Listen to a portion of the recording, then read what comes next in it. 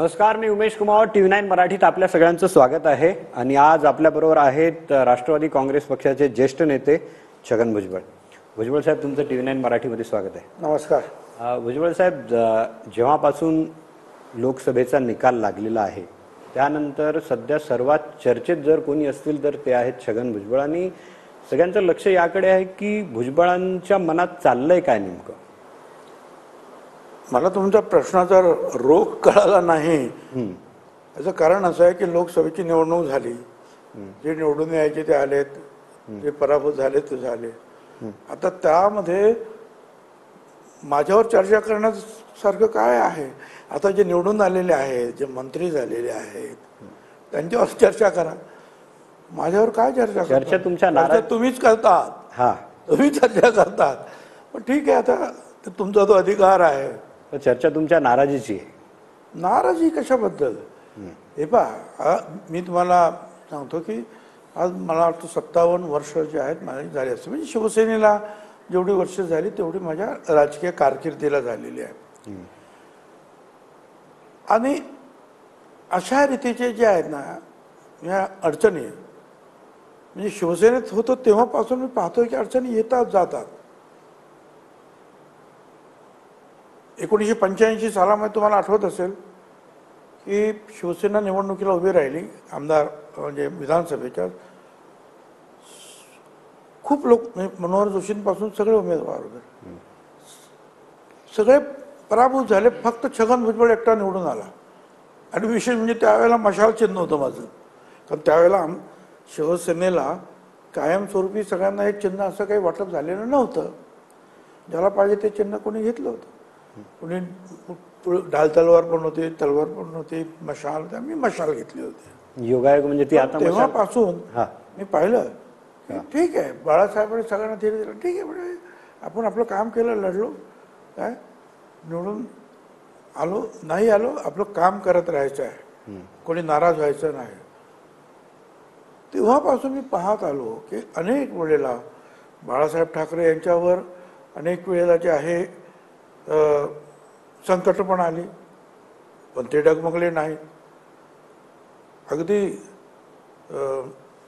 90च्या निवडणुकीला म्हणजे आम्हाला असं वाटलं होतं की शिवसेना BJP त्यावेळेस पहिलं अलायन्स, पहिली युती शिवसेना BJP त्यावेळेस झाली. आणि त्याच्यामध्ये समोरून जसं प्रमोद महाजन, शिवणकर वगैरे, भागवत वगैरे इतर लोक होते. शिवसेनेच्या बाजूने मी, मनोहर जोशी, सुधीर जोशी असे होतो. आणि आम्हाला वाटलं होतं की ते शिवसेना BJPचं राज्य येणार. पण मला वाटतं 93-94वरच आमचं थांबलं. पण परत बाळासाहेबांचा तो आवेश मी या महाराष्ट्राच्या विधानसभेवर भगवा फडकवणार म्हणजे फडकवणारच. ही जी हा जो दुर्दम्य आशावाद असतो ना, त्याच्यावर जे आहे लोक पुढे जातात, पक्ष पुढे जातात, कार्यकर्ते पुढे जातात. इथे पवार साहेबांबरोबर काम करत असताना सुद्धा अनुभव आला ना. अनेक वेळा पराभवाचे चटके पक्षाला बसले, अनेक वेळा काही अडचणी आल्या. पण पवार साहेब सुद्धा कधी असे डगमगले नाही. परत चला कामाला सुरुवात करूया, जनतेत जाऊया. 95 सालामध्ये काँग्रेसमध्ये आम्ही सगळे होतो आणि आपण सगळं पाहिलं. पवार साहेब होते, मी होतो काँग्रेसमध्ये. आणि काय करायचं, सरकार गेलं आमचं. तर पवार साहेब म्हणाले की नाही, चला आता कामाला लागायचं. आणि मला आठवतं की त्यावेळेला साखर कारखान्याचे जे काय असतील ते मोळी भरण ते कार्यक्रम वगैरे पवार साहेब जायचं, त्यांच्यावर मी जायचो. पवार साहेब म्हणायचे की प्रत्येक तुमचे जे आहेत एक कामगार आहेत, त्यांचे जे म्हणजे घरं लहान असतील पण त्यांच्या घरातील मुलांच्या हातामध्ये तो लॅपटॉप दिसला पाहिजे मला. त्याचं शिक्षक. माझं काय म्हणणं आहे की पुन्हा कामाला लागले. मुद्दा तो आहे की पुन्हा कामाला लागले. आणि सांगितलं, वसंत दादा जेव्हा पण म्हणाले होते ना एकदा, काय जेव्हा अशा अडचणी येतात तेव्हा जनतेमध्ये जा. तर जनतेमध्ये जाण्याचं काय. ज्या बाळासाहेबांबद्दल तुम्ही एवढं बोलताय त्या बाळासाहेबांना तुम्ही अटकही केली होती. नाही, असं आहे की राजकारणामध्ये ज्या भूमिकेमध्ये छगन भुजबळ असतो त्या भूमिकेत मी विरोधी पक्षात होतो. बाळासाहेबांवर टीका केली, बाळासाहेबांनी माझ्यावर टीका केली, आपण पाहिलं. नंतर माझ्यासमोर जी फाईल आली काय बाकीच्या सगळ्या फाईल क्लोज झालेल्या होत्या. आता ती फाईल पोलीस कमिशनर आणि होम डिपार्टमेंट माझ्याकडे आली की बाबा याच्यामध्ये जे केस टाकणं गरजेचं आहे. आणि त्याच्या अगोदर शिवाजी पार्कला ज्या वेळेला राष्ट्रवादी काँग्रेस पक्षाची स्थापना झाली त्या जाहीर सभेमध्ये आम्ही सांगितलं होतं की श्रीकृष्ण कमिशनचा जो अहवाल जो आहे त्याची आम्ही अंमलबजावणी करू. हे सगळ्यांनी उच्च रवानात सगळ्यांना सांगितलं होतं, जनतेला संबोधन केलं होतं की जे काय आहे त्याप्रमाणे जाऊ. आता माझ्यासमोर प्रश्न होता की पोलिसांनी आणि सगळ्यांनी लॉ ज्युडिशरीने वगैरे फाईल दिली की यांना आपल्याला त्यांच्यावर केस टाकायला पाहिजे. आता मी नाही कसं म्हणू शकतो की ज्यावेळेला माझ्यापासून पवार साहेबांपर्यंत सगळ्यांनी सांगितलं श्रीकृष्ण कमिशनची अंमलबजावणी आम्ही करणार. हे त्यावेळेला जे तुम्ही 95 आणि 99 का तो कालावधी जो आहे तुम्ही बघा कसा आहे तो. त्याच्यामध्ये जे आहे ते अगोदर जो बॉम्बस्फोट झाला, दंगे झाले, त्याच्यावर श्रीकृष्ण कमिशन, त्याच्यामध्ये त्यांनी जे अनेक ठिकाणी काही गोष्टी नमूद केल्या होत्या त्याप्रमाणे केसेस सुरू होत्या आणि त्याप्रमाणे ते जावं लागलं. परंतु हेही लक्षात घ्या की त्यावेळेला आज सुद्धा M.N. सिंग जिवंत आहेत, पोलीस कमिशनर. त्यांना विचारा. त्यांना मी सांगितलं होतं हे बघा आपल्याला त्यांना कस्टडीत ठेवायचं नाही आहे. काय त्यांना जामीन मिळेल तर देऊन टाकायचा. आणि एवढं करून जर समजा त्यांना सांगितलं की जेलमध्ये ठेवा तर मातोश्री हाच जेल आहे असं ऑर्डर काढून बाळासाहेबांना त्यांच्या घरीच ठेवायचं. कारण गृहमंत्र्याच्या अखत्यारीमध्ये एक अधिकार आहे की ते कुठल्याही जागेला तात्पुरतं जेल म्हणून घोषित करू शकतात. त्यावेळेस मी तिथे होतो मातोश्रीवर, त्यांना घेऊन गेले होते कोर्टात. कोर्टात तर नेणारच ना. कोर्टातच नेणारच. कोर्टात जर पुढे सांगितलं की जामीन किंवा सांगितलं की अरेस्ट तर पुढे काय म्हणजे तुम्ही असं ठरवलं होतं की मातोश्री जेल म्हणून त्यांना तिथेच ठेवायचं. विचारा त्यांना. त्याचे पडसाद आता मी तुम्हाला एक बाईट दाखवतो. त्याचे पडसाद आतापर्यंत उमटतात. राज ठाकरे आणि उद्धव ठाकरे काय बोलले मी तुम्हाला इथे दाखवतो. कारण की गोष्ट तेव्हाची आहे भली त्यांची, पण त्याचे पडसाद अजूनपर्यंत. तो बाईट आपण बघूया कारण मला त्याच्यावर तुमचं उत्तर हवंय.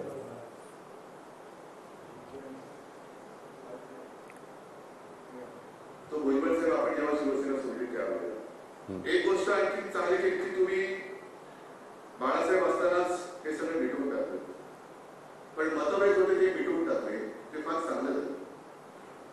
फक्त त्यावेळेला एकच कमी राहिली, जर मा असती तर आणखी बरं झालं.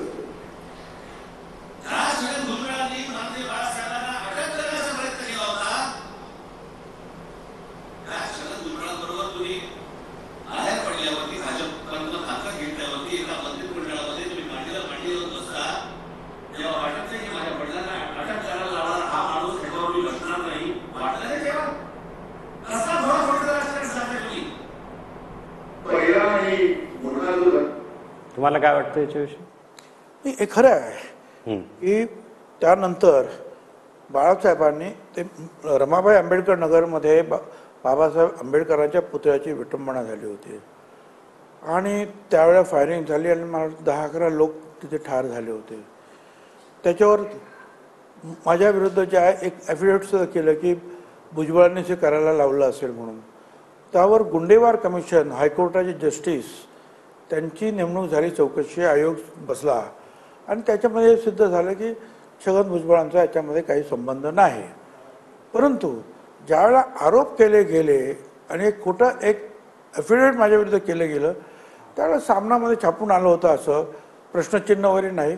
हाच तो नराधम ज्याने बाबासाहेब आंबेडकरांच्या पुतळ्याची विटंबना केली. आता हायकोर्टाचे जस्टिस म्हणतात की यांचा काहीही संबंध नाही आणि वर्तमानपत्रात सामनाचा मथळा हा आहे. त्याच्यामुळे सरळच ती केस जी आहे डिफेमेशनची अवमानकारक जी केस होती त्यामुळे मी ती केस फाईल केली आणि ती केस चालली आहे. आणि त्याच्यामध्ये तुम्हाला कल्पना आहे जर तुम्ही प्रश्नचिन्ह वगैरे जर काय टाकलं तर त्याचा अर्थ वेगळा आणि सरळ सोट लिहिलं तर त्याचा अर्थ वेगळा. आणि मग शेवटला ती चालली आणि आता अगदी आता संपणार आता आलं आता त्याच्या जजमेंटवर.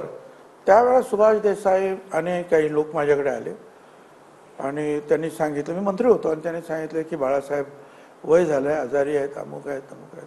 मी म्हटलं तर पुढे जास्त बोलू नका, तारीख कधी आहे तेवढं मला सांग. मी आणि त्यांनी मला सांगितलं ही तारीख आहे. त्या तारखेला मी त्या शेवटीच्या कोर्टात उभा राहिलो हात जोडून, आणि ते जज जे बसलेले होते तिथे न्यायमूर्ती, त्यांना सांगितलं मी हात जोडून विनंती करतो की मला ही केस मागे घ्यायची आहे. 5 मिनटं त्याच्यावर चर्चा झाली. ते म्हणतात अहो सगळी केस संपलेली आहे, तुम्हाला कळतं का तुम्ही काय म्हणता ते, ह्या केसचा निकाल काय तुम्हाला माहिती आहे का, आणि आता तुम्ही म्हणताय की मागे काय चाललंय काय. मी म्हटलं साहेब मला माफ करा, मी परत हात जोडून सांगतो मला ही केस मागे घ्यायची आहे. 5 मिनटं मी त्यांच्याबरोबर मी विनंती करत राहिलो, आणि नंतर मग त्यांनी जी आहे ती केस मागे घ्यायला परवानगी दिली. त्यावेळेला कोर्टामध्ये हजर होते उद्धवजी ठाकरे, आणि मग त्यांनी जे आहे ते मला सांगितलं चहाला चला घरी, साहेबांनी बोलव. मी म्हटलं नंतर येतो. 8 दिवसामध्ये साहेबांचा फोन आला की सगळ्या नाव घेऊन ये सगळं. मग समीर, माझी पत्नी, पंकज, त्यांच्या मिसेस, त्यांची मुलं, त्यांना सगळ्यांना घेऊन आम्ही मातोश्रीवर गेलो. अजून 3-4 तास बाळासाहेबांना मोकळ्या गप्पा, जणू काहीच झालं नाही. जेवण खावण वगैरे, मुलांबरोबर खेळणं सगळं झालं. आणि तेव्हापासून जे आहे हा संघर्ष आमचा मिटला. त्याच्या अगोदर तर खूप मोठा संघर्ष चालू होता, पण विरोधी पक्ष होतो, माझं काम होतं, मी ते केलं. माझ्यापुढे फाईल आली, माझ्यापुढे दुसरा मार्ग नव्हता, पण मी त्याच्यात मार्ग काढून ठेवला होता. जर असंच काय झालं तर काय करायचं. माझं आता म्हणणं असं आहे की माझ्याबद्दल तुम्ही जेव्हा बोलता तेव्हा मी त्या दिवशी पण बोललो की राज ठाकरे जे आहेत ते लहान असताना शाळेतून जर आले नाहीत लवकर तर राजा अजून कसं नाही आला, अरे राजा अजून कसं नाही आला. हे पती पत्नी बाळासाहेब ठाकरे आणि मासाहेब जेवत नव्हत्या. रक्ताचं तुमचं नातं आहे. आमचे तर मतभेद झाले मंडल आयोगावरून किंवा कशावरून. तुमचं काय, तुमचे मतभेद कशावर झाले, का झाले तुमचे मतभेद. आणि ते मतभेद झाले तरी तुम्ही हे लक्षात घ्यायचं होतं की शिवसेना ही बाळासाहेब ठाकरेंचीच आहे. त्यावेळेला सुद्धा असं दुसरं काही नव्हतंच ना. मग तुम्ही बाजूला पडण्याचं कारण काय, काय मागणी होती तुमची, सांगा ना लोकांना. तुमचे मतभेद काय होते सांगा लोकांना. आणि मतभेद जरी असले एका घरातले तरी ते सांभाळून घ्यायला नको. आणि ते बाळासाहेब असताना त्यांना किती दुःख झालं असेल की ज्याला मी लहानपणापासून सांभाळत आलो त्याच्यासाठी मी जेवत सुद्धा नव्हतो, त्याने असं करावं. राज ठाकरेंनी मनसे काढून चूक केली असं तुमचं म्हणणं आहे. राज ठाकरेंनी मनसे काढून चूक केली असं तुम्ही म्हणताय. मनसे काढून शिवसेना सोडून. हा. आणि मग त्याच्यानंतर त्यांनी साहजिकच मग एकमेकावर टीका टिप्पणी झाली ना. शिवसेना आणि राज ठाकरे यांच्यात झाली की नाही, त्याची काय गरज होती. बाळासाहेबांनी काय सांगितलं तर हे नाही बाबा तू हे का काम कर, ऐकायचं होतं ना. हे दोन्ही भावांनी एकत्र राहायला ना. मला आठवतं 10-12 वर्ष झाली होती मी त्यांची कोणाशी बोललो नव्हतो, पण आमचे वसंतराव चव्हाण खासदार ते अचानक वारले मुंबईला, आणि त्यांचं बॉडी घेऊन मी चाललो होतो पुण्याला. माझ्यावर RR पाटील होते, आणि त्याच वेळेला मला आठवतं की रेल्वेच्या डब्यामध्ये बॉम्बस्फोट झाले होते. त्यामुळे ते अर्ध्यावर उतरले आणि ते म्हणले मला जावं लागेल मुंबईला. ते परत गेले. मी पुढे जात असताना मी दोघांनाही फोन लावले, राज ठाकरेंना सुद्धा, उद्धव ठाकरेंना सुद्धा. आणि मी म्हटलं बघा मी तुम्हाला 12 वर्ष तुमच्याशी, काही 10 का 12 वर्ष झाले असेल तर शिवसेना सोडून मी तुमच्याशी बोललो नाही. तर माझी एक विनंती तुम्हाला आहे की 7-8 दिवस तुम्ही काहीच बोलू नका, 5-6 दिवस तरी तुम्ही काही बोलू नका. त्याला उद्धवजींना सांगितलं आणि राजनाथ सुद्धा सांगितलं तुम्ही सुद्धा काही बोलू नका. काय असं की हा राग लोक जो आहे जास्त म्हणजे द्वेष वगैरे जो आहे तो कधी कधी वेळ गेला 2-4-5 दिवस झाले की मग तो डोक्यातून कधी कधी कमी होतो. लोक परत पुनर्विचार करतात. म्हणून म्हटलं माझं दुसरं काय, मग काय करायचं करा, पण 7-8 दिवस काय बोलायचं नाही कोणी. आणि त्याप्रमाणे ते वागले. परंतु शेवटी दुर्दैवाने जे आहे किंवा अडचणीत काही निर्माण झाले आणि राज ठाकरे बाहेर पडले, त्यांनी स्वतःचे मनसे काढले. ठीक आहे, तो पुढचा इतिहास आहे. ठीक आहे, मी आत्ताच्या याच्यावर येतो. कालचं तुमचं एक स्टेटमेंट होतं, म्हणजे आजचंच आहे मला वाटतं, अपमान झाला तुम्ही बोलले ना, अपमान. मी ह्युमिलिएट झालो नाशिकच्या प्रकरणावरून. मी आत्ताच्या याच्यावर येतो की अपमान झाला. तर जर एखादा मोठा नेता असं बोलतो की मला ह्युमिलिएट केलं, माझा अपमान झाला, तर भुजबळ साहेब त्याचा अर्थ असा होतो की काहीतरी झालंय जे तुमच्या मनाला टोचलंय? मला सांगा की अनेक लोक जे आहेत काम करतात, त्यांना पक्षाने तिकीट दिलं नाही, त्यांना वाईट वाटणं स्वाभाविक आहे, वाईट वाटतं. आता मी खरं म्हणजे तिकीट मागितलं नव्हतं लोकसभेचं, परंतु मला होळीच्या दिवशी प्रफुल्ल पटेल, अजित पवार तटकरेने बोलावून सांगितलं की भुजबळ तुम्हाला उभं राहायचं आहे, कारण रात्री 3 वाजेपर्यंत मीटिंग चालली होती अमित शहाकडे. फडणवीस आणि शिंदे आम्ही सगळेच होतो. आणि ते अमित शहा साहेबांनी सांगितलं की नाशिकची ज्या चर्चा सुरू झाली त्यांनी सांगितलं, अजितदादा म्हणाले की आम्हाला सीट द्या, आम्ही समीर भुजबळ यांना उभं करतो, ते माझे खासदार आहे. तर अमित शाह मध्येच म्हणाले की नहीं उन्हें जो मंत्री कौन है वो मंत्री वहाँ खड़ा रहेंगे म्हणजे मी, असं तुमचं नाव त्यांनी घेतलं. शिंदे त्यावेळेला म्हणाले की बाबा ते आमची सीट आहे MP ची. ते म्हणाले कोण आहे, ते म्हणे गोडसे. ठीक आहे, त्यांना माझ्याकडे पाठवा, मी त्यांना समजवतो. आता म्हणजे एवढं सगळं झाल्यानंतर आम्ही पुढे गेलो आणि मीटिंग संपली. तर आता तुम्हाला उभं राहायचं आहे. मला म्हटलं मी 24 तास द्या. समीर पण माझ्याबरोबर होते. दुसऱ्या दिवशी गेलो, म्हटलं मी मागितलं नाही तिकीट, तुम्ही मला एकदम उभे राहा. पण मग कायच करू काय, आम्ही काय करायचं. त्यांनी सांगितले तुम्हाला ऐकायचं. म्हटलं ठीक आहे जातो. बाहेर आल्यावर मी देवेंद्र फडणवीसांना फोन केला आणि त्याला मुद्दाम उलटं बोललो की आपण समीर भाऊला जरा तिकीट द्या ना आमच्या नाशिकचं. तेवढं नाही हो, अमित भाई म्हणाले की तुम्हीच उभं राहायचं आहे, तुम्हाला उभं राहायचं आहे. ठीक आहे. बावनकुळे भेटले, ते बोलले मोदी साहेबांचं त्यांचं ठरलं होतं की तुम्हाला जिथं उभं करायचं म्हणून ते बोलत होते. मी त्या मीटिंगमध्ये होते. बावनकुळे म्हणाले. हे असं सगळं झाल्यानंतर मी मग कामाला लागलो. आणि इथं आल्यानंतर सुदैवानं काय की इथे मला तेव्हा तोपर्यंत म्हणजे एक 4-5 घटक आहेत मतदारांचे किंवा जनतेमध्ये. एक अल्पसंख्याक मुस्लिम आणि ते आहेत, एक दलित आहेत, आदिवासी आहेत, मराठा आहेत, OBC आहेत, असे वेगवेगळे घटक आहेत. सुदैवाने काय की ह्या सगळ्या घटक जे आहेत तोपर्यंत म्हणजे मी नाशिकला ताबडतोब आम्ही आलो आणि सगळे घटक मला येऊन भेटले की आम्ही तुमच्याबरोबर आहोत. म्हणजे एक तर मुस्लिमांचं काही काम असेल तर येतात माझ्याकडे. इथे आपण काय पाहिलं आहे माझं कार्यालय, इथे अधिकारी बसलेले असतात, काम चालू असतं. दलितांच्या बाबतीमध्ये सुद्धा आपण मग येवल्याची मुक्तीभूमीचं जवळजवळ 50 कोटी रुपयाचं काम आपण केलं. नुकतंच जे आहे नॉर्वे वगैरे तिकडचे सगळे भंते महोदय आलेत आणि त्यांनी त्याचं उद्घाटन केलं. बोधिवृक्ष जे आहे त्याचा कार्यक्रम आपण घेतला इथे नाशिकमध्ये. अशा रीतीनं आणि फुले शाहू आंबेडकरांच्या रस्त्यावर आपण जात असताना दलितसुद्धा दलित बांधव माझ्याबरोबर जुडलेले आहेत. आदिवासी समाज तर मागच्या निवडणुकांमध्ये सुद्धा माझ्याबरोबर चालला. तिथे मला त्यांनी नेहमीच जास्त मतं दिलेली आहेत, लीड दिलेलं आहे.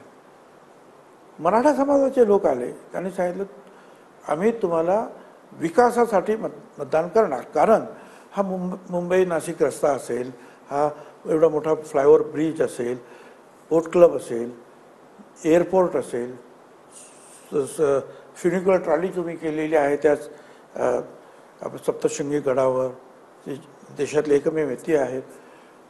गंगा म्हणजे आम्ही गंगा म्हणतो ना, म्हणजे गोदावरी नदीचं जे आहे तिथे घाट वगैरे आणखी त्याची अनेक कामं, मंदिरं वगैरे सगळे तुम्ही एवढी कामं केलीत. तो विकास आम्हाला पुन्हा एकदा सुरू करायचा. 10 वर्षामध्ये तो झाला नाही. आम्हाला तो विकास परत सुरू करायचा आहे आणि म्हणून आम्ही तुमच्या पाठीमागे राहणार. ब्राह्मण वृंद जे आहेत ते सुद्धा आले, अक्षता वगैरे टाकून मला आशीर्वाद देऊन गेले. म्हटलं ठीक आहे. तर सगळेच घटक जे आहेत स्वतःहून मला एवढं सांगतायत तर मी एकदम तयार जोरात लागलो. आता फक्त जे आहे की अनाऊन्समेंट जी आहे नियमाप्रमाणे व्हायला पाहिजे. त्याप्रमाणे त्यांच्या वाटाघाटी सुरू झाल्या. पहिल्या आठवड्यामध्ये काही नावं जाहीर झाली, माझं नाव नाही आलं. म्हटलं ठीक आहे, गडकरींचं पण नाव पहिल्यांदा नाही आलं, नंतर आलं, आपलं पण नंतर येईल. दुसऱ्या आठवड्यामध्ये दुसरी यादी जाहीर झाली युतीची, नाव नाही. तिसऱ्या आठवड्यामध्ये परत नाव नाही. आता उमेदवारांची जे आहे बहुतेक जे आहेत निवड संपतच आले, 2-4च राहिलेले आहेत. आणि मग ते दीपक केसरकर आणि ते दोघं-तिघं त्यांनी प्रेस कॉन्फरन्स म्हटलं आता शेवट आहे. त्यांनी एकच नाव जाहीर केलं, नारायणराव राणे. मग म्हटलं ठीक, बस दॅट्स ऑल. आता जे आहे इनफ इज इनफ नाव. आणि मग मी जाहीर केलं की जर मला तुम्ही सांगितलं मी कामाला लागलो आणि माझं नाव सगळ्यात पहिल्यांदा ठरलेलं आहे दिल्लीतूनच, तर मग असा महिना मी वाट पाहणं आणि नियमानुसार अधिकारवाणीने मी जाऊ सुद्धा शकत नाही की मी उभा आहे काय म्हणून काम सुद्धा करू शकत नाही. आतल्या आत जे आहेत जे नेते आहेत किंवा स्थानिक नेते यांच्यावर चर्चा, लोकांवर चर्चा सुरू आहे. समोरचे जे काय आहेत उमेदवार 1 महिन्यापासून काम सुरू आहे त्यांचं, आणि माझ्यासाठी तुम्ही अडलेला आहात, जाहीर करत नाही. म्हटलं ठीक आहे, तुमच्या अडचणी मी समजू शकतो. तुम्ही दुसरं कोणाचं नाव द्या, ताबडतोब द्या, कारण आता फार वेळ झालेला आहे. त्यानंतर सुद्धा 12 दिवस झाले. तुम्ही बोलले ह्युमिलेट, अपमान केला. हा, त्याच्यानंतर तुम्ही जेव्हा आलात तुमच्याकडे म्हणून की मग ठीक आहे, मला असं वाटलं स्वाभाविक आहे दुखणं, किंवा तुम्ही माझ्यासारख्या एका म्हणजे आता जवळ 40 वर्ष मला त्या विधानसभेत झालेली आहे, अशा ग्रस्ताला तुम्हीच सांगता कामाला लागा ताबडतोब, आणि तुम्ही माझं नाव जाहीर करत नाही. सगळ्या जगाची नावं जाहीर झालेली आहेत. तर माझ्या मनाला दुःख होणं, मला ते अपमानास्पद, ज्याला इंग्रजीमध्ये ह्युमिलेशन आपण म्हणतो, अशा प्रकारचं जे आहे वाटणं स्वाभाविक आहे की माझं ह्युमिलेशन केलं कोणी? ठीक आहे, कोणी ज्यांनी केलं असेल त्यांनी केलं असेल, काही अडचणी असतील त्यांच्या, काय म्हणजे असं असू शकतं. कोणी अजून त्याच्यावर भाष्य केलं नाही, असं असू शकतं की बाबा भुजबळानं उभं केलं, भुजबळानं उभं केलं तर हे केवळ अजितदादाचे उमेदवार नसणार आहेत, ते महायुतीचे उमेदवार असणार आहेत. आणि मग महायुतीचे उमेदवार म्हणून जर भुजबळ असतील तर मराठा समाजाची मतं इतरत्र तुमच्या युतीच्या विरुद्ध जातील, असा काहीतरी प्रचार किंवा कोणी समज करून घेतला असेल. मला त्याची ऑथेंटिकरित्या माहीत नाही, पण जे ऐकतो तसं असं वाटतंय मला.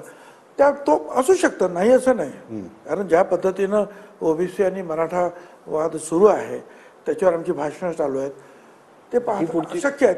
त्यामुळे म्हटलं ठीक आहे, करा काय जे करायचं ते. नाही, पण आता तुम्ही बोलता की भारतीय जनता पक्षाकडून फडणवीसांनी तुम्हाला सांगितलं की तुम्हाला उभं राहायचंय, बरोबर आहे? एवढंच नाही, एवढंच नाही. मला बावनकुळेंनी सांगितलं की मोदी साहेबांनी आणि अमित शहा साहेबांनी ठरवलं, पण तेवढं नाही. मला मुख्यमंत्री शिंदे साहेबांचा फोन आला आणि त्यांनी सांगितलं भुजबळ साहेब शिरूरला माळी समाज खूप आहे. म्हटलं हो आहे, म्हणजे अमोल कोल्हे जिथून निवडून आले, असं काय आपलं करता येईल का, तुम्ही तिथे उभे राहाल का? म्हणजे याचा अर्थ स्पष्ट आहे की तुम्ही नाशिकची जागा आग्रह धरू नका, जरी ठरलं असलं तरी. म्हणजे ते इन अ वे ते परत कन्फर्म झालं. साहेब, त्याचा अर्थ असा निघतो की भाजपकडून तुमच्या नावाला क्लिअर होता. भाजप आणि तिन्ही लोक होते ना, तिन्ही लोक त्या मीटिंग मध्ये. अजितदादा ग्रुप होता, फडणवीस ग्रुप होता आणि शिंदे साहेब पण होते. जर बीजेपीने तुमचं नाव क्लिअर केलं तर इथे जी उमेदवारी जाहीर होते कोणाची, ती तुमच्याच पक्षाच्या लेटर पॅडवर जाहीर होणार आहे ना. राष्ट्रवादी काँग्रेस पक्षाच्या याच्यावरच भुजबळांचं नाव येईल, ती बीजेपी जाहीर नाही करणार. तर तुमच्या पक्षाच्या लेटर पॅडवरच तुमचेच लोक जाहीर करणार. अजित पवार जाहीर करणार, सुनील तटकरे जाहीर करणार, कोणी दोन्ही तरी. मग जर तुम्ही बोलता तिकडून क्लिअरन्स होता तर मग इथे कुठे अडलं? म्हणजे तिथे डिक्लेअर का नाही झालं?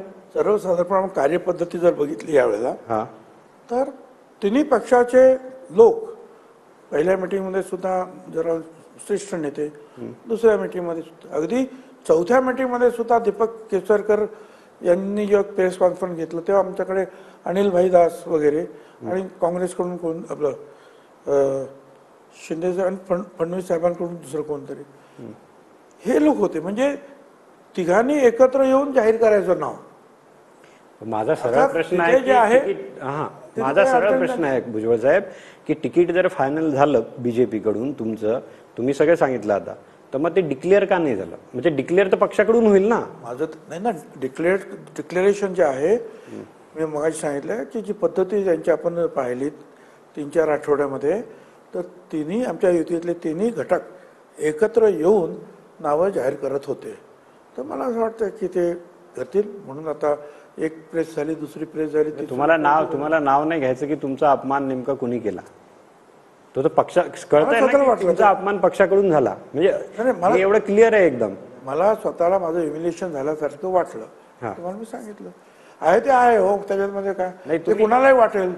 तुम्हाला सुद्धा सांगितलं उद्या की तुम्हाला या तुमच्या टीव्ही नाईनला डायरेक्टर म्हणून आता तुमची नेमणूक होते आहे काय, आणि 1 महिना चर्चा झाली आणि शेवटला सांगितलं काय नाही हळदीचं बसा, तुम्हाला वाटणार नाही की अरे माझं नाव कशाला घेतलं नाही. तुम्ही हिंट देता पण नाव नाही घेत आहेत.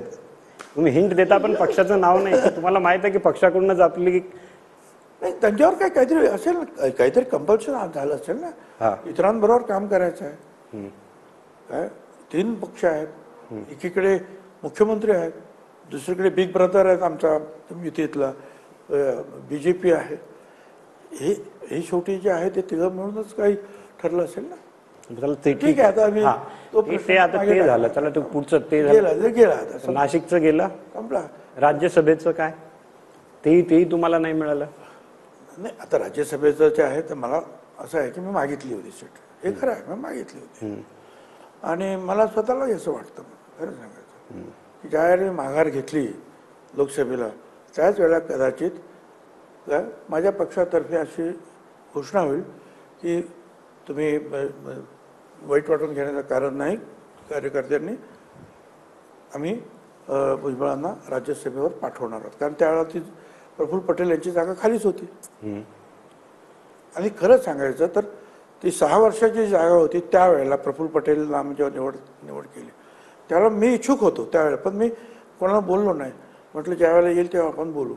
पण प्रफुल्ल पटेल म्हणाले की माझ्यावरती ते काय ते डिस्क्वालिफिकेशनची केस वगैरे वगैरे ते सगळ्यातून मुक्त व्हायचं असेल तर तिथून राजीनामा दिला पाहिजे. म्हटलं ठीक आहे, मग तुम्ही घ्या. मग 4 वर्ष म्हणत, म्हटलं 4 वर्षाचं आहे ते आपण जाऊ. तर मला असं वाटलं नंतर लोकसभेचं आलं, म्हटलं ठीक आहे तर लोकसभा लढू. मग आता लोकसभेतून माघार घ्यायचं झालं तर मला वाटलं की ते आता जाईल की तुम्हाला ही जागा देऊ. नाही झालं, म्हटलं वेळ येईल तेव्हा होईल. म्हणून ज्यावेळेला वेळ आली त्यावेळेला मी सुद्धा सांगितलं आमच्या पक्षातील नेत्यांना की मला राज्यसभेवर जायचं आहे. मी ती कारणंसुद्धा सांगितली की मला आता विधानसभेत 40 वर्ष झालेली आहेत आणि अनेक वेळा मंत्रिपद राहिलं.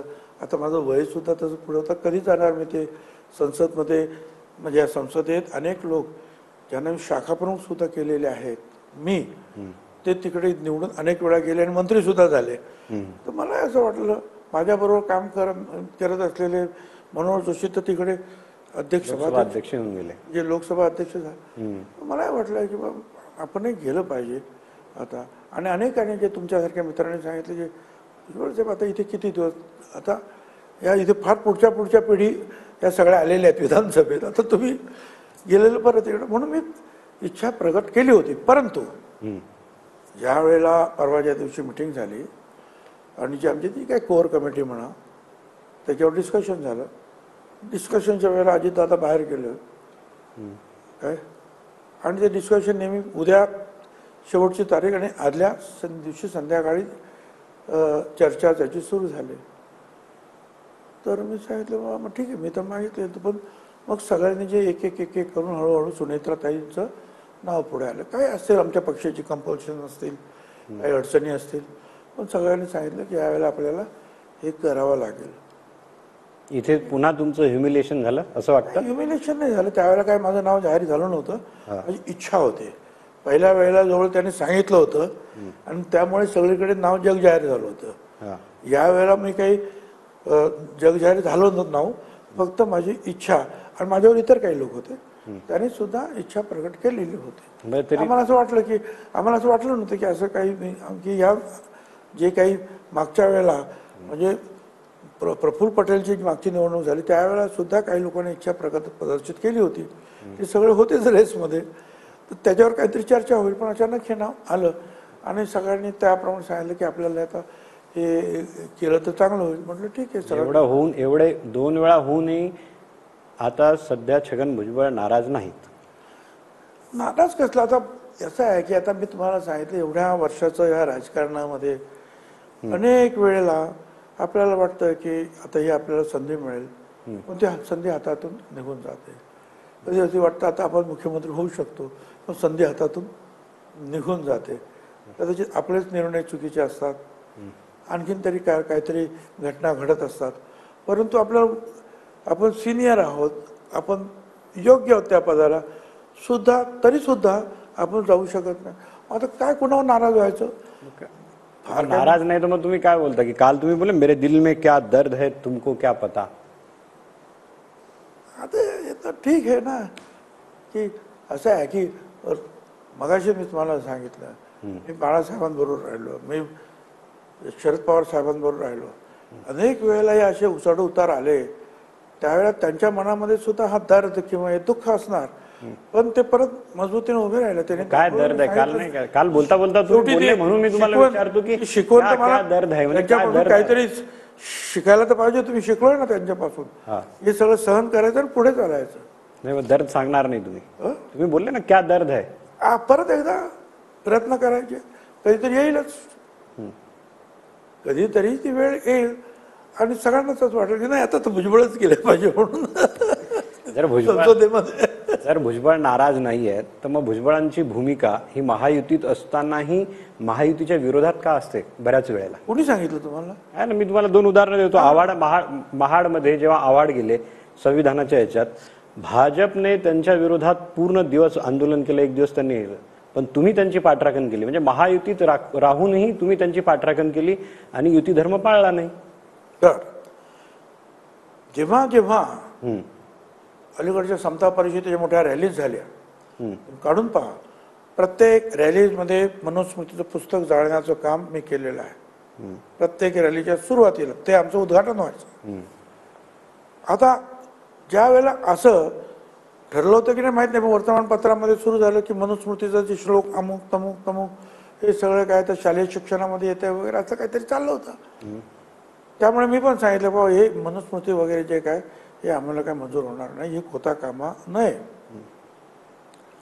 आता विरोधी पक्षात असल्यामुळे ते त्याच्यावर आवाज उठवणार आणि त्याप्रमाणे जितेंद्र आव्हाड मुंबईवरून तिकडे 14 तळावर गेले 4-5 तास. काय ते त्याच भावनेने गेले की आपल्याला मनुस्मृतीचं दहन करायचं आहे, त्या पुस्तकाचं दहन करायचं. ती भावना चांगली होती. तो कार्यक्रम त्यासाठी होता. तो कार्यक्रम काय बाबासाहेब आंबेडकरांचे फोटो फाडण्याचा कार्यक्रम नव्हता. तो कार्यक्रम होता मनुस्मृतीला विरोध करण्याचा कार्यक्रम होता. परंतु अनवधानाने कोणीतरी त्या उलट सुद्धा पोस्टर्स काय दिले सगळ्यांच्या हातात आणि ते फाडले गेले. ताबडतोब जितेंद्र आव्हाड यांनी जे आहे अतिशय मनापासून जे माफी मागितली.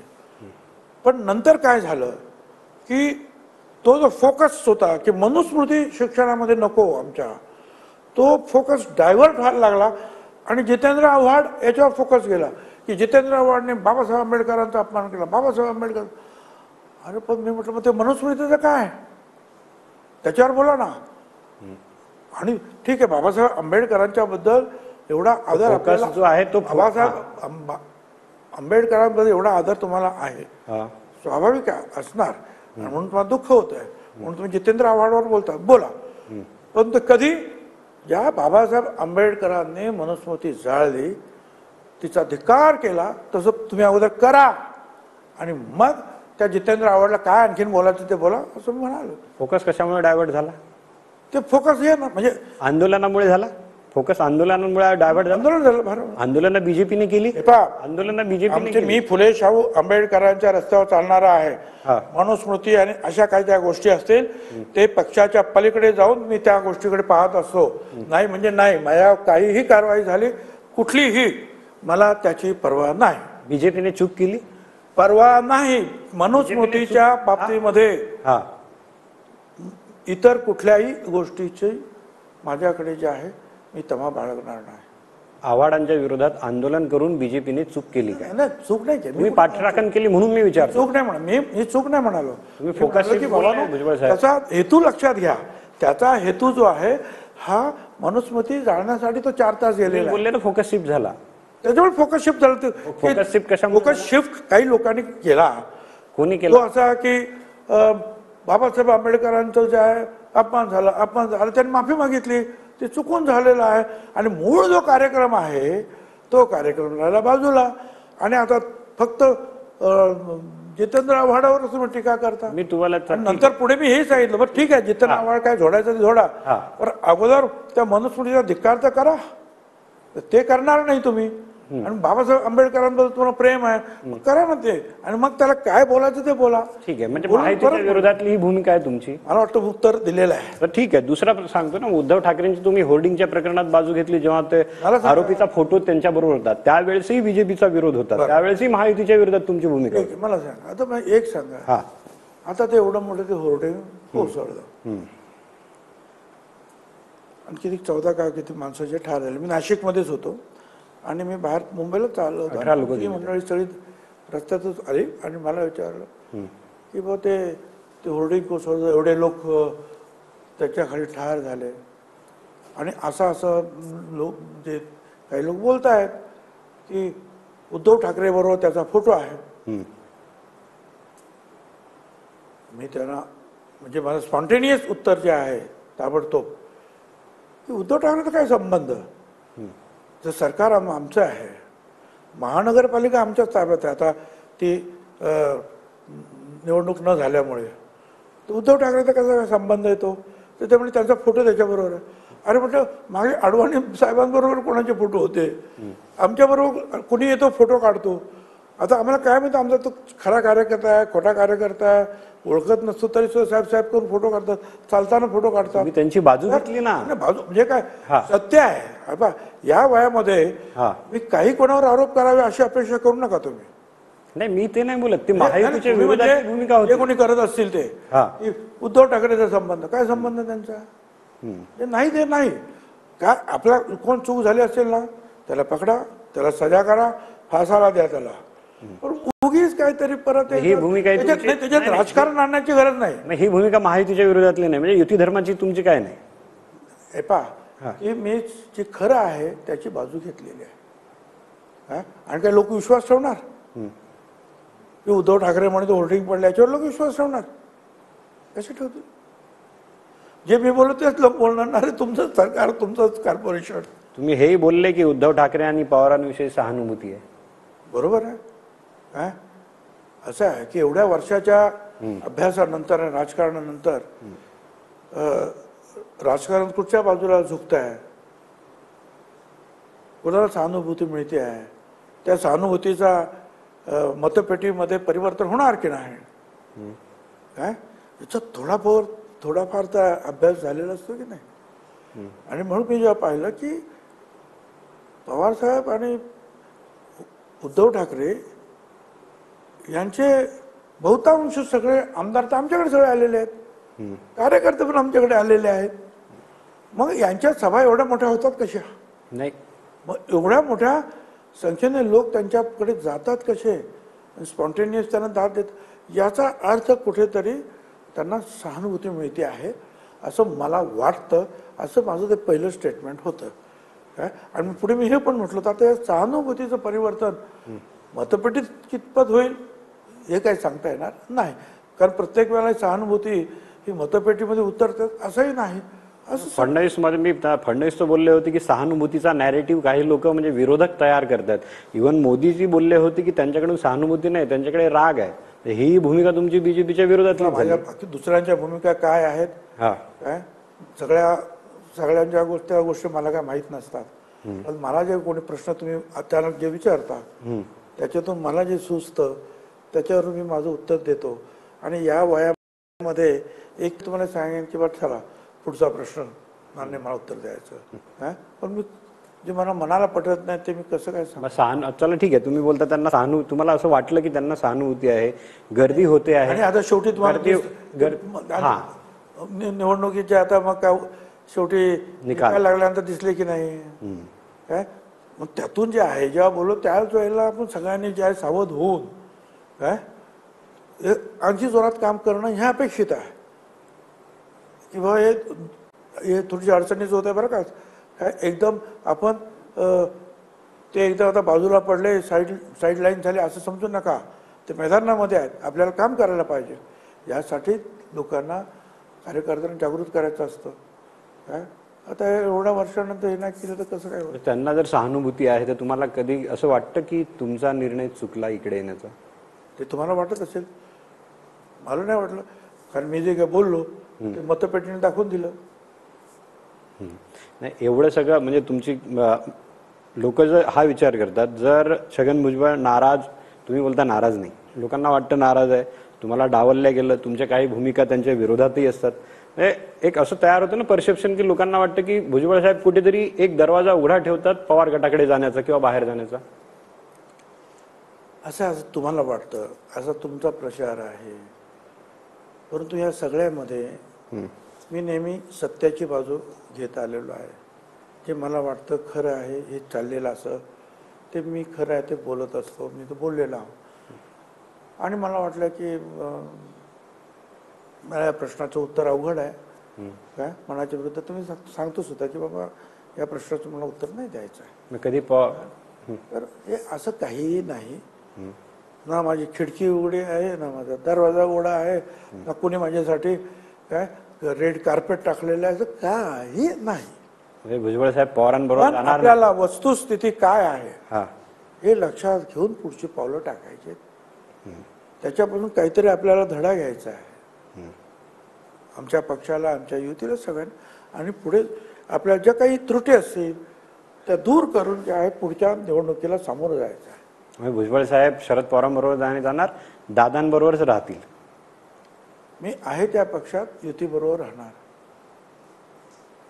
ठीक आहे. आता युतीबद्दल आहे तर मला एक तुम्हाला ना एक आव्हाडांचा बाईट दाखवायचा आहे, कारण की आता तुम्ही बोललात युती बरोबर राहणार. मी आता युतीबद्दल ऐकलं तर हा एक बाईट ऐकून घ्या, मग त्याच्यावर मी तुम्हाला त्या पुढचा प्रश्न विचारतो.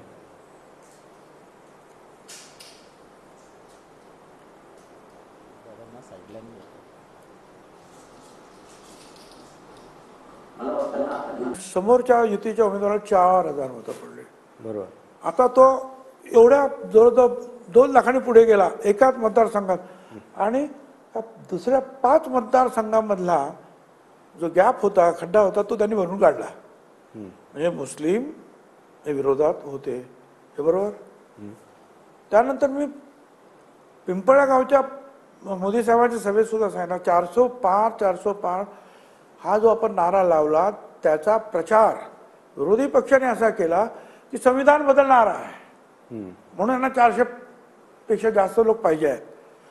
त्याच्यामुळे दलित आणि त्याच्याबरोबर आदिवासी हे सुद्धा थोडेसे घाबरल्यासारखे किंवा खरोखर ज्यांना संविधान बदलायचं असेल तर ते होता कामा नये. ते घटक सुद्धा. मराठा आंदोलनाचा फटका नाही बसला. हा ठीक आहे. विरोधात गेलो. मराठा आंदोलनाचं पाहिलं. मराठा आंदोलन हे साधारणपणे ह्या 2-3 जिल्ह्यामध्ये म्हणजे प्रकर्षण आहे ते मराठवाड्यामध्ये आहे. विदर्भामध्ये त्याचं काही तुम्हाला जाणवलं? मराठा असं काही फार मोठ्या रॅलीज झाल्या किंवा त्याच्या विरोधात रॅली झाल्या. मग विदर्भामध्ये सुद्धा जिथे 10 खासदार होते तिथे 3च खासदार निवडून आले युतीचे. मग तो परिणाम कसला आहे? तर हा परिणाम काही ठिकाणी झाला, पण तो 2-4 जिल्ह्याच्या बाहेर काही झाला किंवा मतदार लोकसभेच्या मतदारसंघाच्या बाहेर झाला असं मला वाटत नाही. आणि जर तसं जर असतं तर आणखीन सांगतो, अमोल कोल्हे का निवडून आले? सगळे जर मराठा सगळे आहे, मग सगळे ते मराठा मतं गेली की माणसं पडतात. अमोल कोल्हे आले ना निवडून. तर हा काही मतदारसंघामध्ये विशिष्ट त्याचा परिणाम जाणवला. आणि त्याचे जे अजूनही काहीतरी तक्रारी सुरू आहेत, आंदोलनं सुरू आहेत, उपोषणं सुरू आहेत, चालू आहे. तरी जरांगेंचं जे चालू आहे, आता जरांगे बोलतात की जर सरकारने मागण्या मान्य नाही केल्या तर ते 288 जागी उमेदवार उभे करतील. लोकशाही आहे. तुम्हाला उद्या वाटलं तुम्ही सुद्धा उभे करू शकतात, कोणी उभे करू राहू शकतात. आणि चांगली गोष्ट आहे, त्यांचा कॉन्फिडन्स आहे, त्याच्याबद्दल आपण त्यांचं स्वागत केलं पाहिजे. आणि त्यांनी ते उभे केले पाहिजेत 288. आणि किती ताकद आहे त्यांची दाखवून दिली पाहिजे महाराष्ट्राला आणि देशाला सुद्धा. नाही, मग येवल्यातही उभा राहील तुमच्या विरोधात उमेदवार? अवश्य, स्वागत आहे. ठीक आहे भुजबळ साहेब, तुम्ही आमच्याशी बोललात आणि खूप फ्रँकली बोललात, त्याबद्दल खूप खूप धन्यवाद. नमस्कार.